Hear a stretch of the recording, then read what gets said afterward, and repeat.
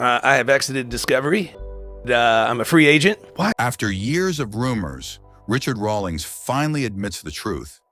His dark secret explains it all. Why his marriages crumbled, his car collection vanished, and why his show was canceled. At 55, he's ready to reveal the shocking details behind a $6 million legal battle. And trust us, what he's about to say is even worse than anyone imagined. Richard Rawlings was born on March 30th, 1969, in a modest Fort Worth neighborhood in Texas.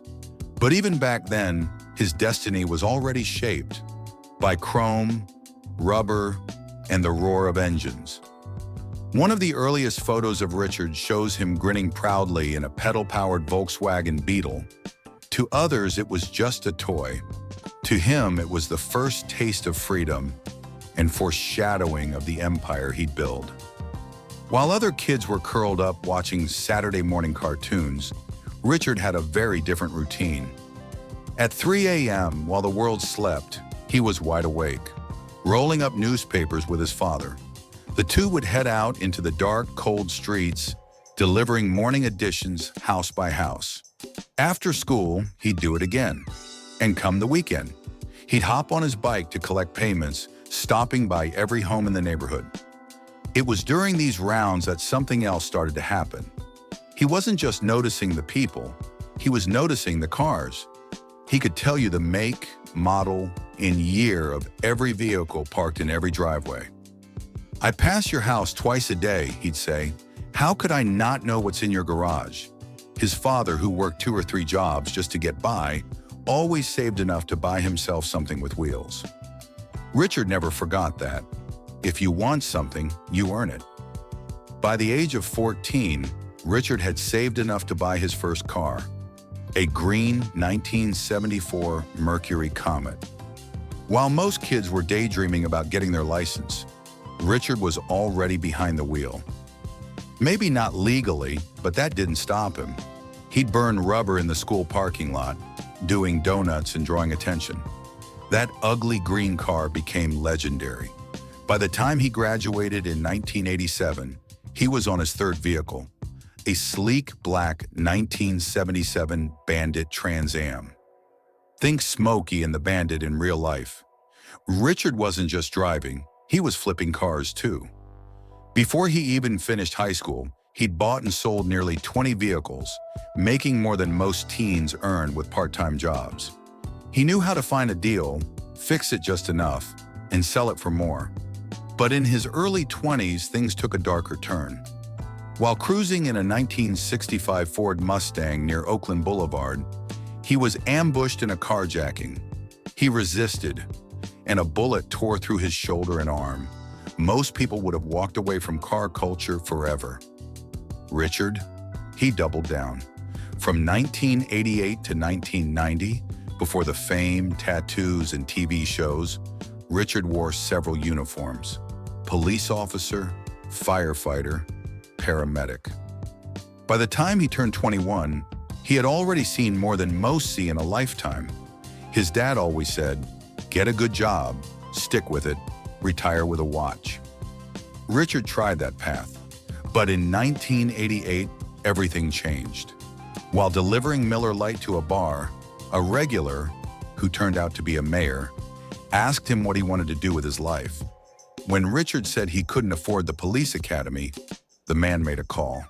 17 days later, Richard was enrolled, but he wasn't built for a desk or a badge. At 25, he sold everything he had, bought a Jeep, and moved to California. 6 months later, he was broke, covered in tattoos, sleeping on his sister's couch back in Texas. It didn't break him, it focused him. In 1999, he launched Lincoln Press, a printing and advertising company with a $100,000 loan and zero experience. Within 5 years, the business was thriving. In a bold marketing stunt, he offered a Lamborghini to the first client who spent $1 million, and it worked. Eventually, he sold Lincoln Press and used that money to chase his real dream: cars. That's how Gas Monkey Garage was born in 2002. The original shop was tiny, No AC, no running water. But Rawlings had heart. He and his team traveled to car shows, trade events, and anywhere else they could spread the Gas Monkey name. In May 2007, Richard and his friend Dennis Collins attempted something wild: to beat the legendary Cannonball Run record, a cross-country race from NYC to LA. Armed with a modified Ferrari 550 Maranello and extra fuel tanks, they made the trip in 31 hours and 59 minutes. The previous record had stood untouched for nearly 30 years. And just like that, Richard was on Jay Leno's radar, a nod that carried massive weight in the car world. From 2002 to 2012, Rawlings worked tirelessly to grow Gas Monkey. But it wasn't easy. The business barely broke even. Mechanics came and went. Parts were hard to source. Every project was a risk. Every sale had to count. During that time, Rawlings pitched the idea for a car restoration show. Networks passed.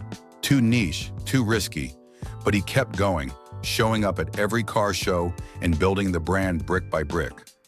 Finally, in 2012, Discovery gave him a shot. Fast and Loud premiered on June 6, 2012, and overnight, everything changed. The show became a global phenomenon, airing in over 200 countries and translated into 13 languages. Richard wasn't just a mechanic, he was now a TV star, entrepreneur, and face of a movement. The format was electric. Find junkyard classics, fix them up, flip them fast. But what made it stand out was the tone. It was fun, fast, and full of life. A show the whole family could enjoy. With fame came expansion. Gas Monkey became more than a garage. It was a brand. Restaurants, clothing lines, energy drinks, tequila, vodka, you name it. At its peak, Rawlings was everywhere.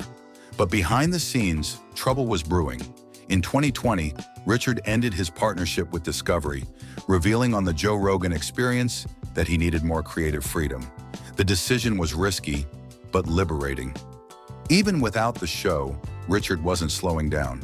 He launched a podcast, Monkey Trap, started new media ventures, and kept pushing Gas Monkey to new heights.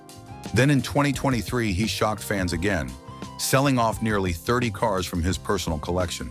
A shift in focus, he said. He was done with beer budget cars. Now it was all about high-end European machines. But the real bombshell, a $6 million defamation lawsuit filed by his own team at Gas Monkey Bar and Grill. They accused Rawlings of sabotage, contract violations, and creating a toxic work environment. In return, he fired back with a $1 million countersuit for copyright infringement.